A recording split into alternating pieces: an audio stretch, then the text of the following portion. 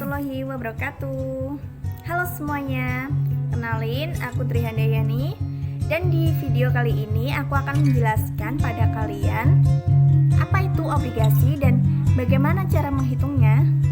Nah, untuk selanjutnya mari kita mulai. Oke, kita lanjut pada perhitungan akuntansinya. Contoh soalnya adalah 1 April 2018 dikeluarkan obligasi dengan nilai nominal 100 juta rupiah berbunga 12%.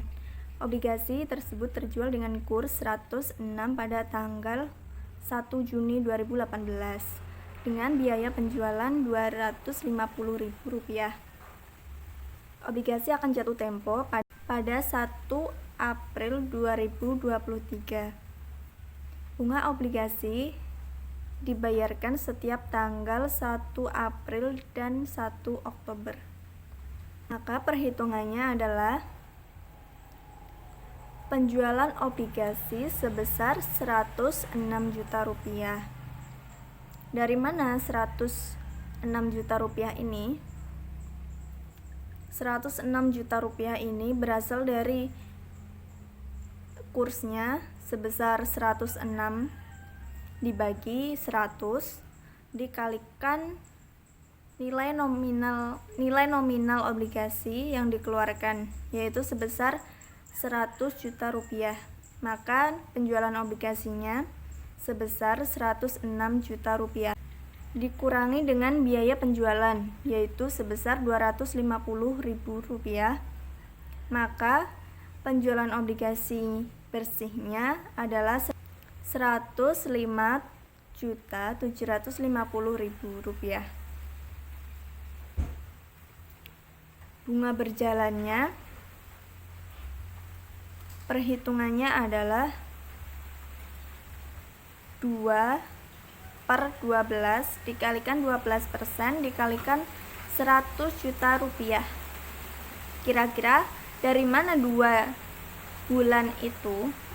2 bulan itu berasal dari bulan dikeluarkannya obligasi sampai pada bulan terjualnya obligasi tersebut, yaitu 2 bulan. Maka hasilnya adalah 2 juta rupiah. Bunga berjalan ini akan menambah kas yang akan diterima, yaitu sebesar Rp105.750.000 ditambah dengan bunga berjalannya 2 juta rupiah. Maka kas yang akan diterima adalah Rp107.750.000. Jurnal 1 Juni 2018-nya adalah kas didebit senilai Rp107.750.000 pada hutang obligasi senilai Rp100 juta, agio obligasi sebesar Rp5.750.000 dan biaya bunga obligasi sebesar Rp2 juta. Dari mana agio obligasinya ini? Agio obligasi ini adalah pengurangan dari penjualan obligasi yang telah dikurangi biaya penjualan dikurangi dengan nominal obligasi yang dikeluarkan, yaitu Rp105.750.000 dikurangi dengan Rp100 juta. Maka agionya akan ketemu Rp5.750.000. Selanjutnya dalam perhitungan utang obligasi akan ada amortisasi agio atau disagio. Amortisasi agio atau disagio obligasi ini adalah apabila penjualan obligasi timbul agio obligasi, maka agio ini pengurangan terhadap biaya bunga yang dibayarkan selama umur obligasi dan dikreditkan ke rekening biaya bunga obligasi. Contohnya adalah pada kasus tadi, yaitu obligasi terjual pada 1 Juni 2018 sampai jatuh tempo pada 1 Maret 2023. Maka umur obligasi 1 Juni 2018 sampai 1 Maret 2023 yaitu 4 tahun 10 bulan atau 58 bulan. Nah, cara mencari amortisasi agio atau disagio itu adalah agio atau disagio dibagi dengan umur obligasi. Pada contoh tadi, agionya adalah sebesar Rp5.750.000 dan umur obligasinya adalah 58 bulan. Maka 5.750.000 dibagi dengan 58 bulan yaitu hasilnya 99.138 per bulan. Jadi jurnalnya adalah agio obligasi sebesar Rp99.138 di debit, biaya bunga obligasi sebesar Rp99.138. Ini kalau terjadi agio. Kalau terjadi disagio, maka jurnalnya adalah biaya bunga obligasi pada disagio obligasi. Oke, selanjutnya kita menghitung jurnal pada 1 Oktober 2018. Jurnalnya adalah biaya bunga obligasi sebesar Rp6 juta pada kas Rp6 juta. Perhitungannya adalah 6 bulan dibagi 12 bulan dikalikan 12% dikalikan Rp100 juta. 6 bulan ini dari dikeluarkannya obligasi sampai pada 1 Oktober 2018. Maka perhitungannya menjadi 6 bulan dibagi 12 bulan dikalikan 12% dikalikan Rp100 juta. Selanjutnya jurnal pada tanggal 31 Desember 2018. Jurnalnya adalah biaya bunga obligasi pada hutang bunga. Di tanggal 31 Desember ini itu perhitungannya 3 bulan dibagi 12 bulan dikalikan 12% dikalikan Rp100 juta. 3 bulan ini adalah bulan terakhir kali dibayarkannya biaya bunga obligasi. Jadi biaya bunga obligasinya adalah Rp3 juta pada hutang bunga Rp3 juta.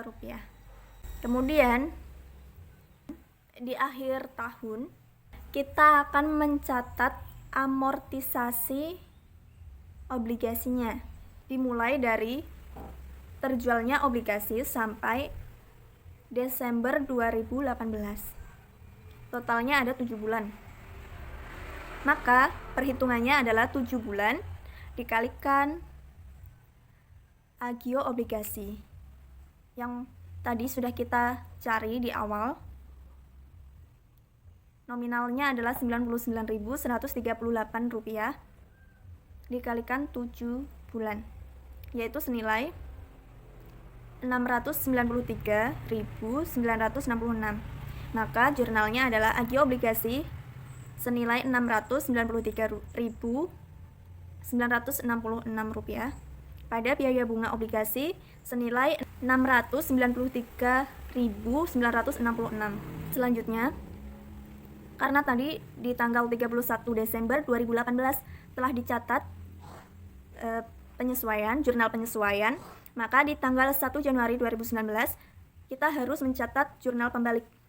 Maka jurnal pembaliknya adalah hutang bunga pada biaya bunga.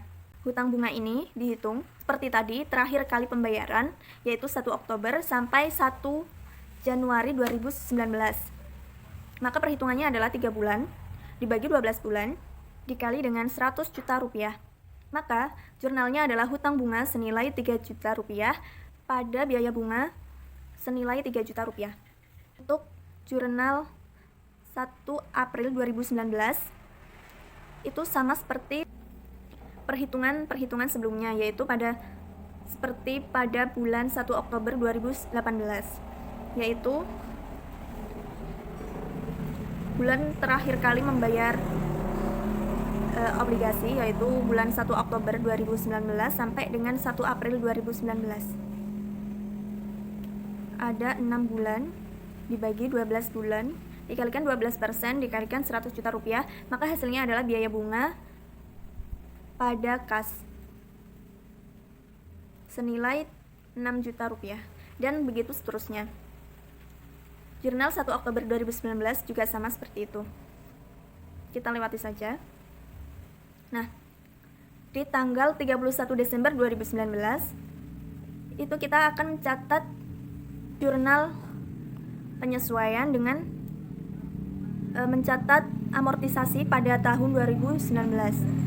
Untuk jurnal penyesuaiannya adalah biaya bunga obligasi terhadap hutang bunga seperti tahun lalu pada tanggal 31 Desember 2018, yaitu amortisasinya untuk amortisasi pada tahun 2019 yaitu 12 bulan, karena pada tahun 2019 itu belum ada pencatatan amortisasi.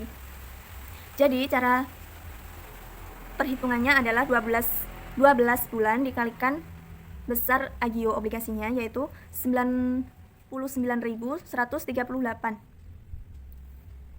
Maka hasilnya adalah 1.189.656. Maka jurnalnya adalah agio obligasi pada biaya bunga obligasi sebesar 1.189.656 rupiah.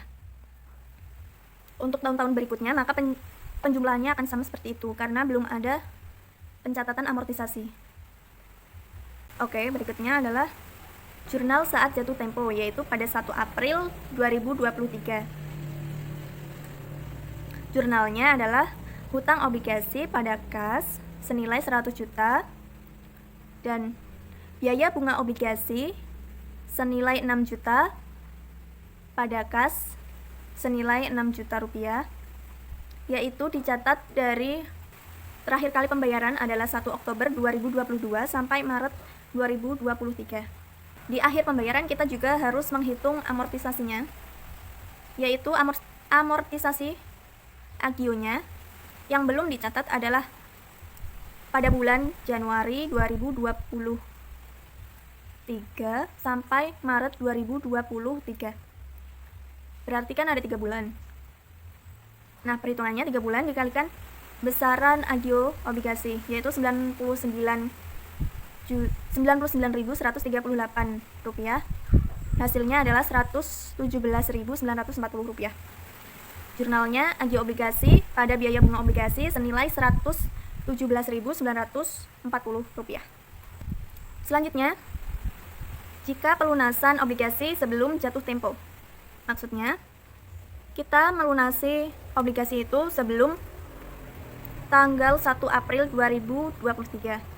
Nah, di sini contohnya, obligasi akan dilunasi pada tanggal 31 Desember 2021 dengan kurs 103. Maka, perhitungannya adalah nominal obligasinya senilai 100 juta rupiah, agionya di awal pencatatan adalah 5.750.000 rupiah. Sedangkan amortisasi agio pada tahun 2018 senilai 693.966 rupiah pada tahun 2019 sampai tahun 2021 sama, yaitu 1.189.656 rupiah. Maka amortisasi agionya sebesar 4.262.934 rupiah. Maka saldo agio obligasinya adalah 1.487.066 rupiah. Selanjutnya nilai buku obligasi. Nilai buku obligasi ini dihitung dari nominal obligasi ditambah dengan saldo agio obligasi. Maka nilainya adalah 101.487.066 rupiah. Jumlah pelunasan pada kurs 103 yaitu 103 juta. Perhitungannya seperti tadi. Kursnya sebesar 103 dibagi dengan 100 dikalikan dengan 100 juta rupiah. maka akan ketemu dengan hasil 103 juta rupiah. Akan terjadi rugi pada penarikan obligasi sebesar 1.512.994 rupiah. Hasil ini didapat dari jumlah pelunasan dikurangi dengan nilai buku obligasi. Maka jurnal 31 Desember 2021 adalah debitnya hutang obligasi sebesar 100 juta rupiah, rugi penarikan obligasi sebesar 1.512.994 rupiah, agio obligasi senilai 1.487.066 rupiah, kreditnya kas senilai 103 juta rupiah. Oke, segitu dulu video dari aku. Semoga video ini bermanfaat untuk kalian semua, dan apabila video ini kurang jelas, kalian bisa tuliskan di kolom komentar. Nanti insya Allah aku akan balas satu-satu kalau aku bisa, sesuai kemampuan aku. Nah, untuk kalian yang merasa video ini bermanfaat, kalian bisa like dan kalian bisa share